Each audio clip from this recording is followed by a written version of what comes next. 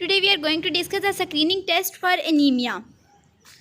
Anaemia के काज को देखने के लिए सबसे पहले हम सिम्टम्स देखते हैं, कुछ क्लिनिकल साइंस होते हैं जिनकी हम स्टडी करते हैं। उसके बाद हम देखते हैं कि क्या बॉडी का कोई ऐसा हिस्सा तो नहीं जहाँ से ब्लीडिंग हो रही हो जो कि एनीमिया का काज हो, क्योंकि ब्लड लॉस भी एक मेजर काज है एनीमिया का। और एनीमिया का पता कैसे चलता है? रूटीन हीमोग्लोबिन एग्जामिनेशन जब होता है, सीबीसी टेस्ट जो कंप्लीट ब्लड काउंट होता है, वो जब हम मोस्टली करवाते हैं, ब्लड टेस्ट करवाते हैं, तब हमें पता चलता है कि हमारी बॉडी में जो हीमोग्लोबिन लेवल है वो कम हो चुका है। अब हीमोग्लोबिन लेवल कम या ज़्यादा कैसे पता चलता है, यानी एक्चुअली एक स्टैंडर्ड वैल्यू क्या होती है? तो WHO ने एक स्पेसिफिक वैल्यू दी है जो कि है ग्रेटर दैन 12.5 होना चाहिए HP, ठीक है, लेकिन US के अकॉर्डिंग 13.5 ग्राम होना चाहिए। ये बात आपने माइंड में रखनी है कि जो चिल्ड्रन होते हैं और जो अडल्ट्स होते हैं उनकी वैल्यूज़ डिफरेंट होती हैं HB के लिए। अब क्लिनिकल साइंस हमने बात की कि हम क्लिनिकल साइंस देखते हैं एनीमिया के। वो क्लिनिकल साइंस कौन कौन से हो सकते हैं? स्किन म्यूकोसल पैलर हो सकता है, यानी कलर जो है ना बॉडी का वो बाकी एरिया की निस्बत लाइट हो सकता है। स्किन ड्राइनेस हो सकती है, बैल टंग होती है, माउथ अल्सर वगैरह हो सकते हैं, जॉन्डाइस हो सकता है, लिम्फ एडिनोपैथी यानी लिम्फ में कोई इशू हो सकता है, या स्प्लीन में कोई इशू हो सकता है जिसे हम क्या कहते हैं स्प्लीनोमेगैले।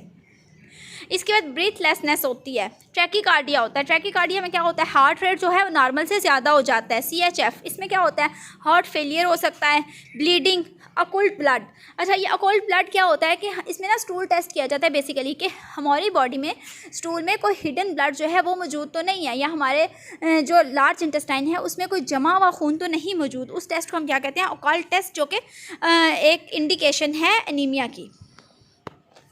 नेक्स्ट है PCV और हीमेटोक्रिट। ये पहले इंडाइसिस हैं। टेस्ट से पहले हमें ये इंडाइसिस पता होना चाहिए कि नॉर्मल वैल्यूज़ क्या हैं, उसके बाद हम टेस्ट की तरफ जाएंगे। PCV में ये पैक्ड सेल वॉल्यूम है, 57% प्लाज्मा है, 1% वाइट ब्लड सेल हैं, यहाँ पे आपको नज़र आ रहे हैं, ये वाइट ब्लड सेल हैं, ये प्लाज्मा है, और 42% पैक्ड सेल वॉल्यूम है जो कि RBCs हैं। अब 3 बेसिक मेजर्स हैं। रेड ब्लड सेल कितने होने चाहिए? 5 मिलियन होने चाहिए, 4 to 6 की रेंज में हो सकते हैं ये। हीमोग्लोबिन 15 ग्राम होनी चाहिए, 12 से 17 इसकी रेंज है। हीमेटोक्रिट कितना होना चाहिए? HCT 45 होना चाहिए, 38 to 50 इसकी रेंज है। अब इन फार्मूलास ये एक दूसरे से किस तरह लिंक है? अगर हम A को मल्टीप्लाई करें ना 3 से, तो वो इक्वल होता है B के, यानी ये 3 times 12, यानी ये इक्वल हो गया ना, ठीक है। यानी A को हम 3 से मल्टीप्लाई करेंगे A की वैल्यू को, तो हमारे पास हीमोग्लोबिन की वैल्यू आ जाएगी। और अगर हम हीमोग्लोबिन की वैल्यू को 3 से मल्टीप्लाई करेंगे तो हमारे पास हीमेटोक्रिट की वैल्यू आ जाएगी। ये हमें देखें, हीमोग्लोबिन की वैल्यू हमारे पास नॉर्मल 15 है, 15 को 3 से मल्टीप्लाई करें तो 45 हमारे पास वैल्यू आ जाती है हीमेटोक्रिट की, ठीक है। तो अगर ये जो है ना, ये बेसिकली रूल ऑफ थंब है, और हमने नॉर्मल वैल्यू के साथ रेंज वैल्यू भी चेक करनी होती है ताकि हम एग्जैक्टली इंटरप्रेट कर सकें अपने रिजल्ट्स को। अगर इन वैल्यू से वेरिएशंस आ जाती हैं तो हम कहते हैं कि एनीमिया है किसी भी काइंड का। उसके बाद हम काज की तरफ जाते हैं। अब वो 3 मेन इंडाइसिस थे, RBC का काउंट, हीमोग्लोबिन और उसके बाद हीमेटोक्रिट। अब हमने देखना है डिराइव्ड इंडाइसिस कौन से हैं। इसमें हमारे पास MCV है, मीन सेल वॉल्यूम है, MCH है, मीन सेल हीमोग्लोबिन है या कॉर्पस्कुलर हीमोग्लोबिन है, ठीक है। नेक्स्ट हमारे पास काउंट है हीमोग्लोबिन का। तो MCV कैसे हमारे पास आता है? जब C को हम डिवाइड करते हैं A से, ये 2 वैल्यू को, 45 को डिवाइड करेंगे हम 5, 4 या 6 जिस भी वैल्यू से, ठीक है, और 10 से मल्टीप्लाई कर देंगे। नॉर्मल वैल्यू कितनी हुई? 90। ये हमारे पास आ जाता है। F का यूनिट हम बेसिकली यूज़ करते हैं लैब में फ्लूइड ऑन्स के लिए, हम बेसिकली इसको यूज़ करते हैं। MCH की वैल्यू हमारे पास कैसे आती है? जब हम B को डिवाइड करते हैं A से और 10 से मल्टीप्लाई कर देते हैं। MCHC की वैल्यू आती है B को डिवाइड करते हैं C से और 100 से मल्टीप्लाई करते हैं, ठीक है। ये हमारे पास नॉर्मल वैल्यूज़ आ सकती हैं।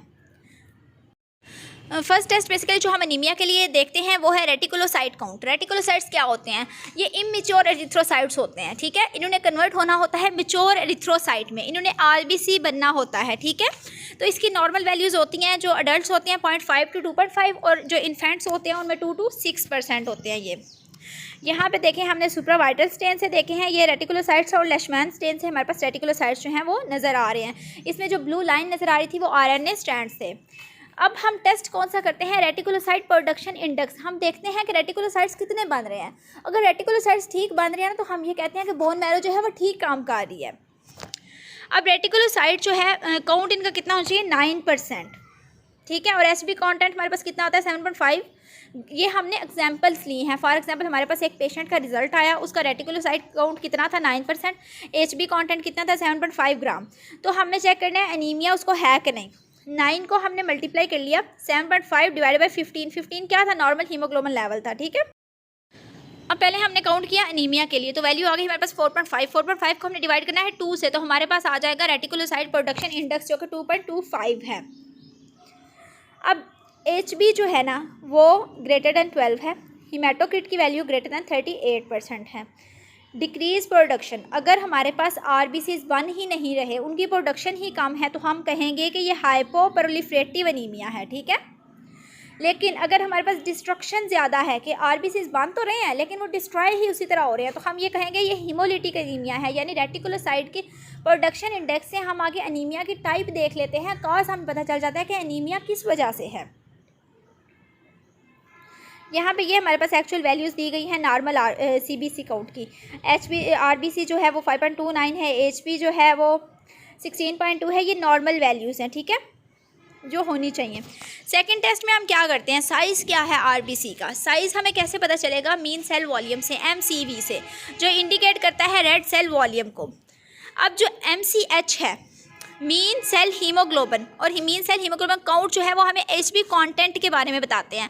MCV हमें RBC के साइज़ के बारे में बताता है, ठीक है। अगर हमारे पास रेटिकुलोसाइट इंडेक्स जो है वो लेस दैन 2 हो, तो हम कहेंगे कि हम प्रोलिफरेटिव एनीमिया से डील कर रहे हैं, जो मैचुरेशन डिफेक्ट की वजह से हो सकता है, या बोन मैरो सुप्रेशन, यानी बोन मैरो काम नहीं कर रही, वो अपने जितने हमें RBC चाहिए उतने नहीं बन रहे। हाइपोप्रोलिफरेटिव एनीमिया कब होता है, जब हमारे पास रॉ मटेरियल ही नहीं होता, यानी आयरन ही मौजूद नहीं होती, मैचुरेशन डिफेक्ट्स होते हैं, यानी जो RBCs हैं वो मैच्योर ही नहीं हो रहे।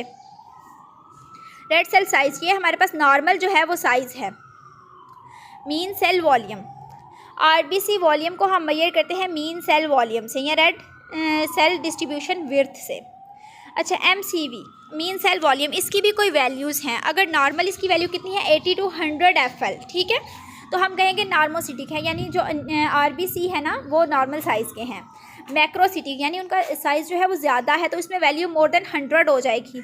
अगर RBC का साइज़ जो है वो कम है, तो इसमें वैल्यू लेस देन 80 हो जाएगी।